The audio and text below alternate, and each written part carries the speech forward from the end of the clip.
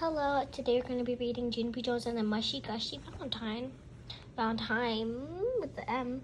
Supposed to be with an N actually, but yeah. We're going to start chapter 5. I don't know what happened in the other video. Sorry about that. But anyways, yeah, let's start. Chapter 5, Valentine's time. Sorry. Oh my god, I'm so sorry about this. Chapter 5, Valentine's time. Valentine's Day came on Friday, and guess what? My grandma Helen Miller bought me a special Valentine's outfit, and it matched my heart antennas very perfect. That day at school, I skipped all around room 9, 'cause I was a treat for the eyes, I tell you. Finally, I sat in my seat, and Mrs. took attendance, and guess what? Nobody was absent. 'Cause who wants to miss a party? That's why.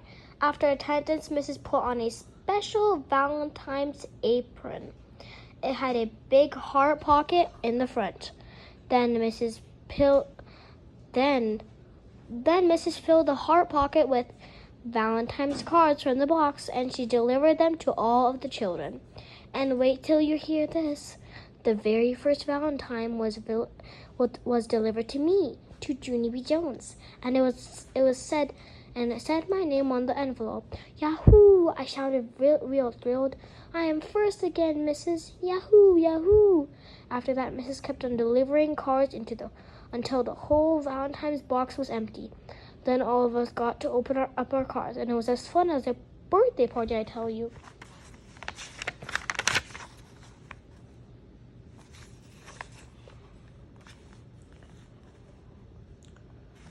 After Lucille finished opening her Valentines, she called Grace to our table. Come here, Grace. Come here and bring your Valentines.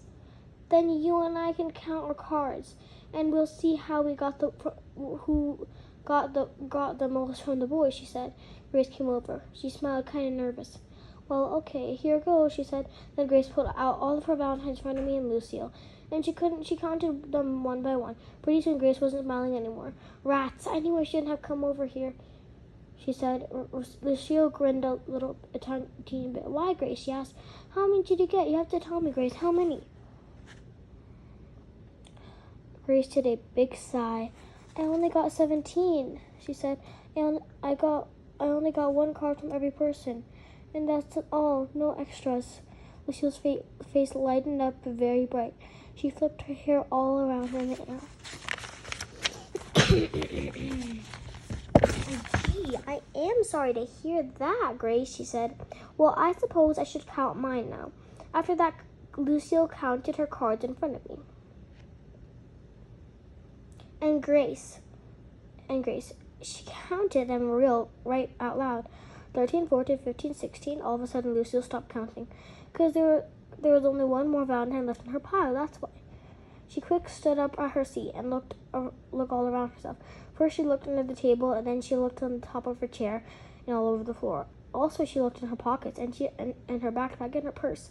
Finally, she sat back down real upset. I don't understand. Real upset. Finally, she sat back down real upset. I don't understand, she said. How could this be happening? Every day my Nana tells me how special I am, but 17 Valentines isn't special at all. 17 Valentines is just the same as everybody else. I did a sigh. Nanas, I said. You can't believe a word they say. Grace looked cheerier. Count yours, Junie B. Count your Valentines and see if you got 17 like Lucille and me. Of course I got 17, silly Grace, I told her. Everybody in this home got 17. It was the rule, remember? After that, I put all my cards in a pile, and I counted them out loud, just like Lucille. I did a frown. Then I counted them again. And even again, because guess what? Somebody broke the rule, that's why. I sprang up on my chair. All right, people, who didn't send me a Valentine? And do not try to deny it, because I only got 16 cards in my pile. I pointed my finger at Meanie Jim. Was it you, mister? Huh? Are you the meanie head who didn't send me one? I looked all around. Or maybe it was you, Mr. Polly and Alan Puffer, or you, Charlotte, who I don't actually know your last name. Or you, Roger, or just then Mrs. swooped me off my chair.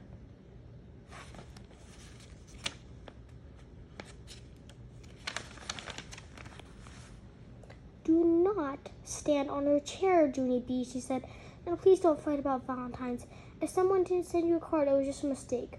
No one would do something like that on purpose. I'm sure of it. After that, I sat back down in my seat and I looked at that woman very curious. Because Mrs.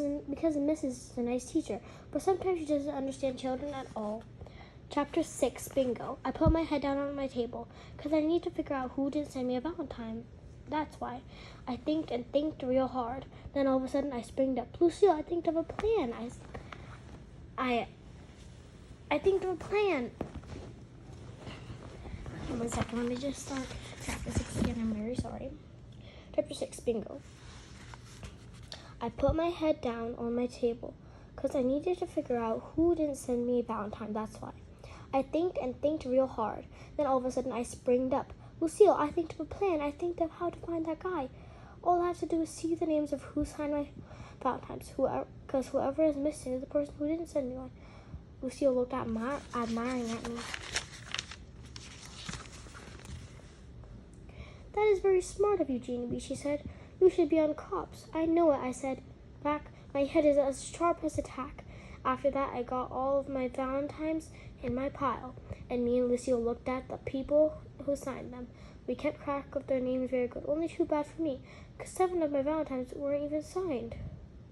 Darn, I said. Now what am I supposed to do? Just then, I saw Mrs. hurrying to my table. Junie B, I have some good news for you, she said. Guess what I just found in the bottom of the Valentine's box?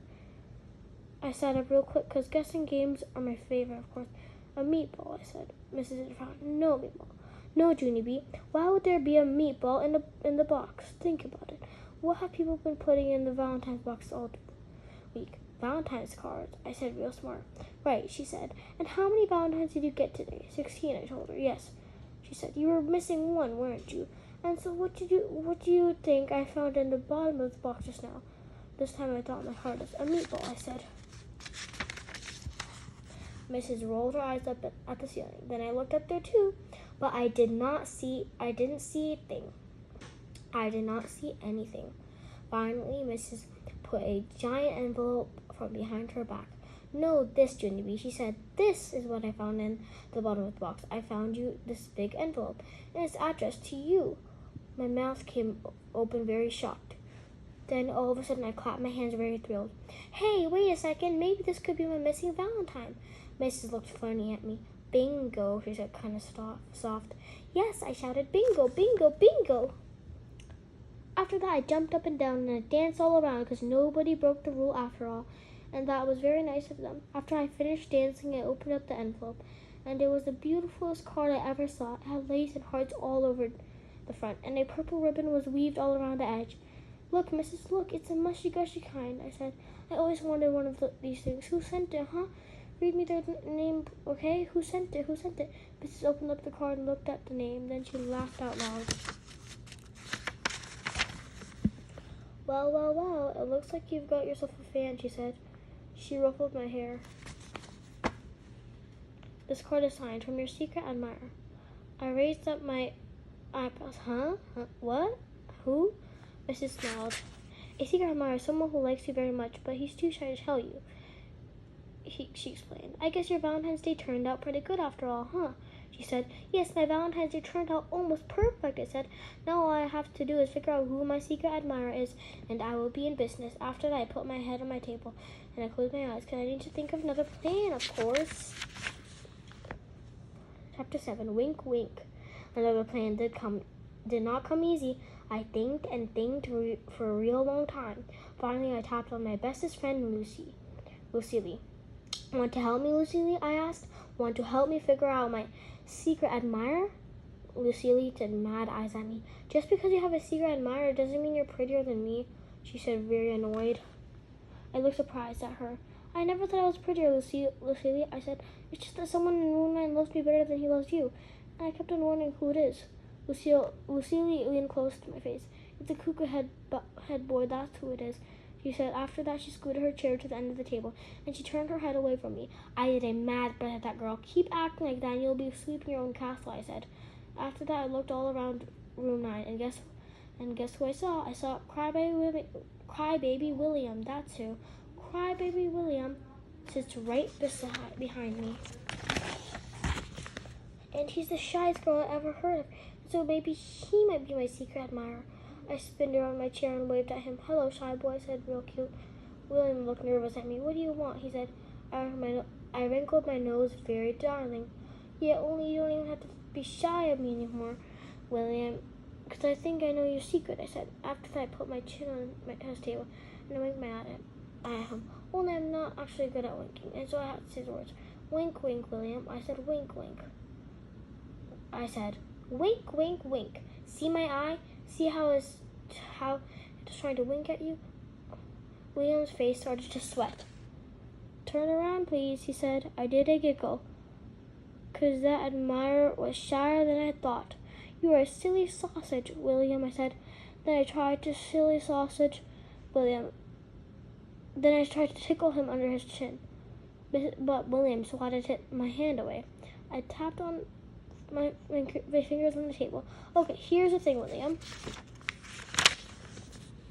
Swatting my hand is not actually that admiring, and so please do not do that again. After that, I tried to tickle his chin again, but this time he ducked under the table. I did a frown, because something did not seem right here. Finally, I bent my head down and I peeked at him. I'm going to take a wild guess here, William. You're not actually my secret admirer, are you? I asked. No, said William. No, no, no. After that, I did a big sigh, and I turned my chair back to my own table. I looked all around room 9, and guess what boy I saw next? I saw Polly Allen Puffer. That's who he's always teasing me. And so maybe he is my secret admirer. I zoomed to his table pretty fast. Wink, wink, Paul and Allen Puffer. I said, wink, wink, wink. What's wrong with your eye? He said. I puckered my lips and I blowed that guy a kiss. Thank you for the beautiful Valentime, Paul, I said. Paul and Allen Puffer looked strange at me. Paul? Who's Paul? What beautiful Valentine. My Valentine was the one with the oozy smile monster on the front, he said. Don't you remember it? Just then I made a face, 'cause I remembered it, of course. I hurried back to my seat again. That's when I saw a boy named Ham, and Ham hardly even knows me. And so he was worth a try, I think. I quick went to his table. Okay, Ham, I'm running out of patience here, so listen very carefully. I faced my eyeball at him. Wink, wink, okay? Now you are my secret admirer or not? Now are you my secret admirer or not? And please tell me the truth, or you'll be sorry. Ham stuck out his tongue at me. Also, he put his thumbs in his ears, and he flapped his hands up and down. All right, I said, I'm going to take that as a no. After that, I went back to my table, and I sat down real frustrated. I put my head in my hands very glum, because guess what? Finding a secret admirer is not as easy as it sounds.